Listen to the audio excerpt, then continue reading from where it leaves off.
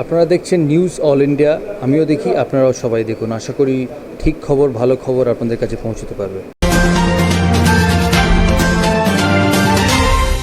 নমস্কার, news all ইন্ডিয়ার পর্দায় আপনাদের স্বাগত। আপনাদের সঙ্গে আমি অর্পিতা। শুরু করছি আজকে বিস্তারিত খবর। সাংবাদিক সম্মেলনে মহুয়া মৈত্রকে নিয়ে বিস্ফোরক নিশিকান্ত দুবের। इसके पहले कई एक मीडिया हाउस में चला कि कितनी बार देहात राय से किस तरह के प्रश्न पूछे गए, उन्होंने किसका जवाब दिया, किसका जवाब नहीं दिया, और जिस एक्यूज्ड को विटनेस के तौर पर तो मैं गया और देहात राय गए, लेकिन एक्यूज्ड के तौर पर महुआ मैत्रा वहां गई सांसद, लेकिन वो खुलेआम इंटरव्यू देती रही और खुलेआम इंटरव्यू में वो कोट करती रही कि कमिटी ऑफ एथिक्स के अंदर क्या हुआ। अब सही है या गलत है, लेकिन उन्होंने जनता के बीच में एक गलत नैरेटिव बनाने का प्रयास किया। एक तो 61 क्वेश्चन पूछते, उसमें से 50 क्वेश्चन आपके ऊपर आरोप था कि आपने दर्शन हीरानंदानी के बिजनेस को मदद करने के लिए दिया। अब जो रिपोर्ट आई है और जो मैंने कल से लेकर आज तक अखबारों में पढ़ा है, टेलीविजन में देखा है, कि 47 बार वो क्वेश्चन दुबई से पूछे गए, दर्शन हीरानंदानी साहब के ऑफिस से पूछे गए। तो क्या एथिक्स कमेटी इसके बारे में नहीं पूछेगी कि दर्शन हीरानंदानी, और आपने कहा कि दर्शन हीरानंदानी ने नहीं किया, पीए ने किया, आपने खुद स्टेटमेंट दिया है। तो क्या एथिक्स कमेटी को यह पूछने का अधिकार नहीं है कि आपने किससे फोन से बात किया, किससे आपने ड्राफ्ट कराया, फोन नंबर क्या है, कॉल डिटेल क्या है? ये आप पूछने का अधिकार नहीं है। यदि ये पूछा जाएगा तो पर्सनल हो जाएगा। एक पब्लिक सर्वेंट के नाते हुए आपका बचपन का दोस्त नहीं है दर्शन हीरानंदानी। आपको यह समझना चाहिए कि विधायक हो या सांसद हो, उसके आधार पर हुआ।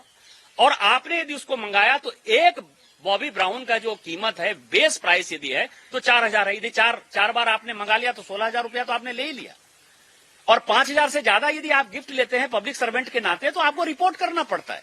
तो आपने रिपोर्ट किया, या कस्टम एक्साइज में जो है वो रिपोर्ट करते हुए आया कि हम जो है बॉबी ब्राउन इसके लिए लेके आ रहे हैं। तो और यदि आप खुद कहेंगे कि मैं एरमिस मंगा रही हूं, मैं बॉबी ब्राउन मंगा रही हूं, मैं लिपस्टिक मंगा रही हूं, यदि उस तरह के क्वेश्चन एथिक्स कमेटी करेगी तो आप कहेंगे कि द्रौपदी का चीरहरण हो गया। तीसरा सवाल जो है कि दर्शन हीरानंदानी ने अपने हलफनामा में, जो हलफनामा पब्लिकली उसने टाइम्स नाउ के इंटरव्यू में कहा कि उसने 3 जगह इस पेपर को भेजा है, एक कमिटी ऑफ एथिक्स को दिया है, एक सीबीआई को दिया है और एक निशिकांत दुबे को दिया है। तो स्वाभाविक है कि मेरे पास है। जो उसने कहा है, उसने बड़ी अच्छी बात की। उसने कहा कि मैंने इसके ट्रेवल एक्सपेंस दिए, मैंने इनको बड़े बड़े गिफ्ट दिए, ये उन्होंने खुद कहा है। मतलब जो पत्र उन्होंने भेजा है उसमें उन्होंने कहा है कि चाहे डोमेस्टिक ट्रेवल हो, चाहे इंटरनेशनल ट्रेवल हो, चाहे बरलूती का सवाल हो, चाहे गुच्ची का सवाल हो, चाहे एलवी का सवाल हो, सब दिया है। तो कमेटी क्यों नहीं पूछेगी कि 25 लाख का यदि आप रोलेक्स वॉच पहन रही हैं तो पूछा जाएगा ना कि इसका बिल आपके पास है कि नहीं। यदि 2.5 लाख 3 लाख का आप गॉगल्स लगा रही हैं तो आपने खुद ही लिपस्टिक से इसको शुरू किया। आपने 14 बार विदेश की यात्रा की। ये आप ये समझिए कि डेट वाइज है।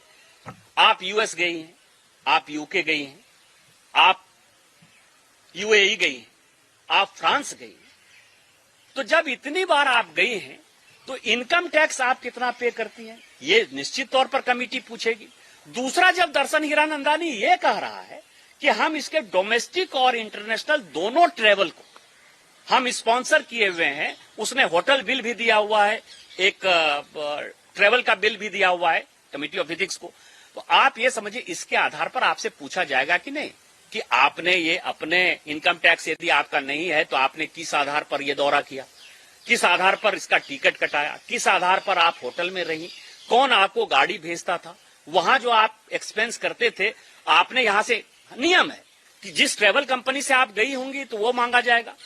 इस तरह से ये 3-4 ऐसे प्रश्न थे जिसके बारे में कि पूछे गए 47 बार और जितने क्वेश्चन पूछे गए 47 बार कि दुनिया के जो सबसे महत्वपूर्ण, मजबूत, सबसे लोकप्रिय नेता है मोदी जी को उसके आधार पर जो है आप नाटक के तौर पर पार्लियामेंट में बोलते रहें और उनको अटैक करते रहें, जिससे कि आपको माइलेज मिलता रहे, सोशल मीडिया आपको माइलेज देते रहे। आज वो फायर ब्रांड जो आदमी है वो चूहा जो हमारे यहाँ होता है चूहा बनकर अपोजिशन के सारे सांसदों के साथ निकली है।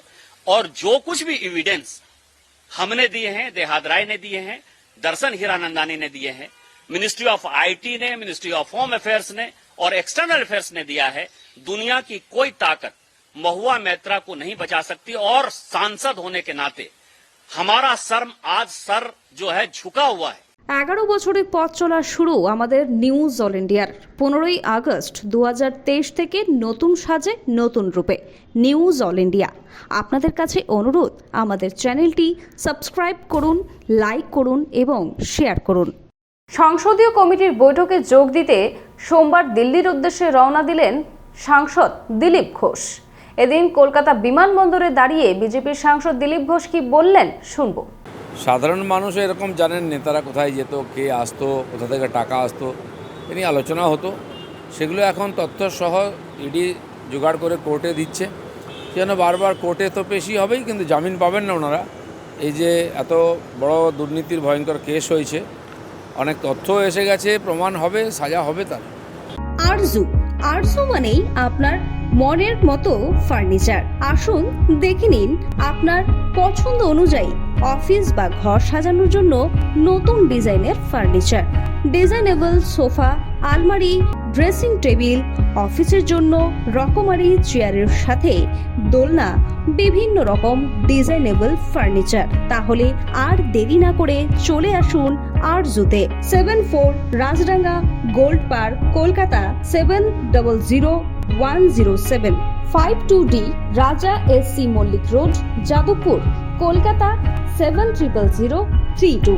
Phone number 8100472255, 8240411427।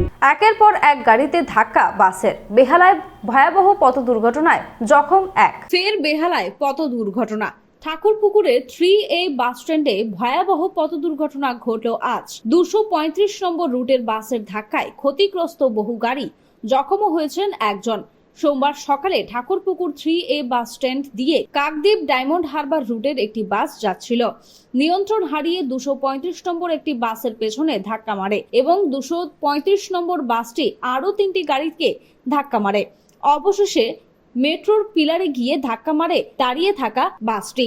ক্ষতিগ্রস্ত গাড়িগুলির মধ্যে একটি পুলিশের গাড়িও ছিল। এই ঘটনায় বছর 75-এর এক ব্যক্তি জখম হন। নির্মল কুমার দাস, তাকে একটি হাসপাতালে ভর্তি করা হয়। তার মাথায় গুরুতর চোট লেগেছে। কুদঘাটের বাসিন্দা ওই ব্যক্তি। বর্তমানে ওই ব্যক্তি হাসপাতালে চিকিৎসাধীন। কাকদ্বীপ ডায়মন্ড হারবার রুটের বাসের চালক মদ্যপ অবস্থায় ছিল কিনা তা খতিয়ে দেখছে পুলিশ। বিশ্বকাপ চলাকালীন জুয়া চক্রের হদিশ। কলকাতার একাধিক জায়গা থেকে গ্রেফতার 5 জন। বিশ্বকাপ ক্রিকেটের মাঝেই কলকাতার বুকে বড়সড় জুয়া চক্রের হদিশ পেল পুলিশ। শহরের একাধিক জায়গায় তল্লাশি চালিয়ে মোট 5 জনকে গ্রেফতার করা হয়েছে। এরা প্রত্যেকেই রবিবার ইডেন গার্ডেন্সে ভারত দক্ষিণ আফ্রিকার বিশ্বকাপ ক্রিকেট ম্যাচ চলাকালীন জুয়া চক্র চালাচ্ছিল বলে জানতে পারে পুলিশ। গিরিশ পার্ক, নারকেলডাঙ্গা থেকে তাদের গ্রেফতার করে কলকাতা পুলিশের গোয়েন্দা বিভাগ। সোমবার তাদের আদালতে তোলা হয়। বিভিন্ন দাবি নিয়ে ওয়েস্ট বেঙ্গল ট্যাক্সি অপারেটর ও অর্ডিনেশন কমিটির AITUCর পক্ষ থেকে মিছিল করা হয়।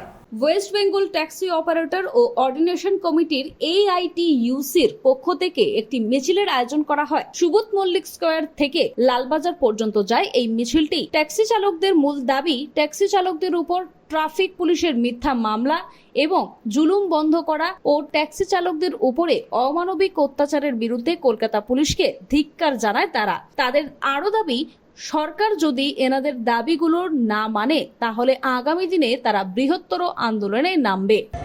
যাত্রী সাথী অ্যাপটা একটা ভালো দিকটা হয়েছে আর কি, কিন্তু পুলিশ জুলুম কিন্তু এখনও কিন্তু চলছে আর কি। 5,000 টাকা, 2,000 টাকা, 1,000 টাকা ফাইন পুলিশ এখন বল থেকে দিয়ে যাচ্ছে আর কি। আমরা সেই দাবি করছি এই বেদখলগুলো অবিলম্বে মুক্তি করা হোক এবং ট্যাক্সি চালকদের ওই পার্কিংয়ের ব্যবস্থাটা অবিলম্বে সরকার করুক। এবং ট্রাফিক পুলিশের যে জুলুমটা চলছে, আমরা আজকে যা যাচ্ছি, আমরা মেমোরান্ডামটা আমরা দেবো, তাতে আমরা সময় দিয়ে দেবো। আমরা যদি না হয় তাহলে কিন্তু আমরা কিন্তু পরবর্তী ধাপে আরেকটা বড় আন্দোলনে আমরা নামবো। আমরা শাক সবজি সহ পেঁয়াজের দামে আগুন। বাজারে বাজারে হানা ইভি ও টাস্ক ফোর্সের সদস্যদের। শহরে উৎসব শেষ হলেই শাকসবজি সহ পেঁয়াজের দামে আগুন। সম্প্রতি সবজির দাম কিছুটা কমলেও বাজারে এখনো বেশি দামে বিক্রি হচ্ছে পেঁয়াজ। কলকাতার বেশ কয়েকটি বাজারের বিরুদ্ধে অভিযোগের ভিত্তিতে কিছুদিন ধরেই বাজারে বাজারে হানা দিয়েছে ইভি ও টাস্ক ফোর্সের সদস্যরা। রবীন্দ্রনাথ কোলের নেতৃত্বে এদিন দক্ষিণ কলকাতার দুটো বড় মার্কেটে যেমন লেক মার্কেট এবং গড়িয়াহাট মার্কেটের পরিস্থিতি খতিয়ে দেখতে যান টাস্ক ফোর্সের সদস্য সহ ইভি আধিকারিক এবং বালিগঞ্জ থানার পুলিশ আধিকারিকরা লেক মার্কেট বাজারে। সেখানে বাজারে ঘুরে দোকানদারদের মূল্য বৃদ্ধি রোধ করার জন্য বাজারের পাইকারি দাম অনুযায়ী শাকসবজির দাম সঠিক রাখতে নির্দেশ দেন টাস্ক ফোর্সের অন্যতম সদস্য রবীন্দ্রনাথ কোলে। সবজির দাম একেবারেই নর্মাল হয়ে গেছে, ওইটা নিয়ে আমরা আর মাথা ঘামাচ্ছি না। আমরা যেটা ঘামাচ্ছি এখনও সেটা হচ্ছে পেঁয়াজ নিয়ে। পেঁয়াজের হোলসেল মার্কেটে রেট হচ্ছে আজকে 37 টাকা কোলে মার্কেটে। এখানে আমরা লেক মার্কেটে এসেছি আজকে, এখানে দেখছি 55 টাকায় বেচছে, কেউ 60 টাকায় বেচছে, একজন বলল 80 টাকা। লেক মার্কেট সম্বন্ধে আমরা অনেক অনুযোগ শুনেছি লেক মার্কেট গড়িয়াহাট মার্কেট সম্বন্ধে, সেই জন্য আজকে আমরা এসেছি। এদের এখানে আমরা বলেছি যে এগুলো করবেন না, যেরকম কিনছেন সেরকম বেচুন। 37 টাকায় কিনে আপনি 80 টাকায় বেচবেন বা 70 টাকা এসব চলবে না।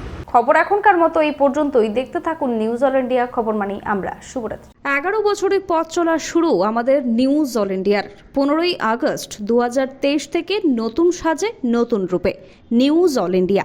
আপনাদের কাছে অনুরোধ, আমাদের চ্যানেলটি সাবস্ক্রাইব করুন, লাইক করুন এবং শেয়ার করুন। হাই, আমি কুমার সানু আর আপনারা দেখছেন নিউজ অল ইন্ডিয়া। খবর মানে আমরা।